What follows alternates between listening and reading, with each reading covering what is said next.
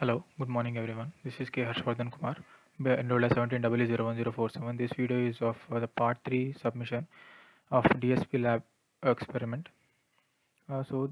Basically this video is about designing a pulse rate measurement. So using a PPG signal. So PPG signals is a signal that we sense from a PPG sensor. So usually this is used for finding the pulse rate and pulse rate. So here usually you will not get a pure signal of the to find the pulse rate. So usually it is inherited with a DC 0 to zero point 0.5 hertz this baseline drift and interference of the instrumentation noise that is greater than 20 hertz. So these two things should be eliminated to get our required signal. So for removing these frequencies less than zero point 0.5 and greater than 20 hertz, we use a band pass filter to remove this. In the given specification, it was given that the pulse rate is from 30 to 300 bits per second. So it means that 30 by 60 equals to zero point 0.5 and 300 by 60 that is 5. That is zero point 0.5 to 5 hertz is the pulse rate measurement frequency which we get from the PPG signal. So this is the enough range of the frequency so that we can get our required output. So the bandpass filter required is from zero point 0.5 to 5 hertz is enough for us. So now coming to the questions, why do we design the pulse rate measurement systems by highlighting the significance with the reference to the COVID-19? See, usually from the COVID-19, when the disease occurs, it usually decreases the pulse rate and the saturation of oxygens in our body. It and some on like it gives us fever and all. So this pulse rate measurement is crucial. So that it is a initial test to know. It's an indication or a warning to know that we have been affected by the COVID, and it helps us to cross check and give medication in proper way. So it has become a basic. The pulse oximeter has become a basic equipment right now to check this pulse rate and saturation of O2 to find the to know about a person's condition. So now coming to the other parts, coming to the block diagrams. So generally X of t is the input and BPF is the bandpass filter from zero point 0.5 to 5 hertz, as I said earlier, as 30 by 60.5, 300 by 65 hertz is required. And there are two methods which we will discuss here to compute the pitch period. So for this, one is autocorrelation function.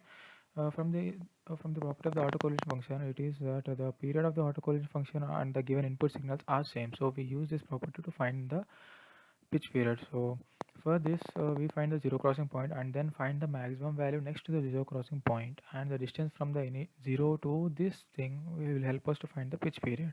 So coming to the equation, autocorrelation function is derived as x of n into x of n plus k. This is the time shifted version of x of n plus k, the time shifted of the same function.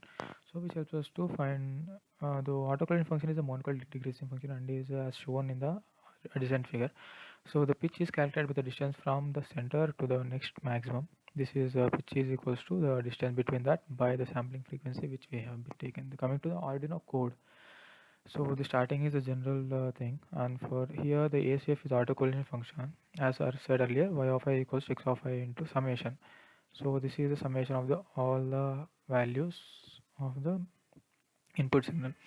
And zero crossing point. Zero crossing point we find that we considering the two adjacent input outputs and finding their product. If it is less than zero, it means that there is a sign change between the two consecutive outputs. So from there we can find the index. So from the index we find the next maximum value using this. So this length peak is used to find the period of the signal by dividing it by frequency, sampling frequency. And coming to another method, it is using the DFT. It is a fast Fourier transform. So we for it's nothing but we know the fast Fourier transform. As said, e power. We use the Arduino code directly here to compute it. It's generally like the finding the magnitude of the each thing and finding the where we are get at which frequency we are getting the maximum value of the first Fourier transform. So from that we can find the pitch period of the signal. So coming to the code here, we are taking the mean, and next here it is an inbuilt function FFT compute for the V real V imaginary samples and exponential on fast Fourier transform, and we compute this complex to the magnitude. So from this magnitude, as I said earlier, the maximum value index is taken from the given spectrum. So from this spectrum, we get a value k. So where we get the higher frequency, higher magnitude spectrum. So from there, we can find the pitch period as k into f by samples into 60. This is how we do for. And coming to the filter designing part, the filter designing it's from 0.5 to 5 hertz. So the general basic prototype of the function is 1 by s plus 1, and transforming it to band pass filter, it is s square plus omega naught square by s omega. And computing the analog lower frequency and higher frequency as 0.5 by fs into 2 pi, 5 by fs into 2 pi. So accordingly, I have computed I have solved the transfer function using this, and we kept s equals 2 by 10 to z minus 1 by z plus 1. This is a bilinear transformation for converting a continuous analog to digital domain.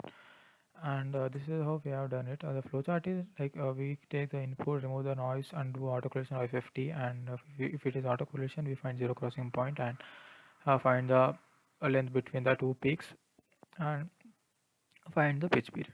This is how it is done. Thank you for listening.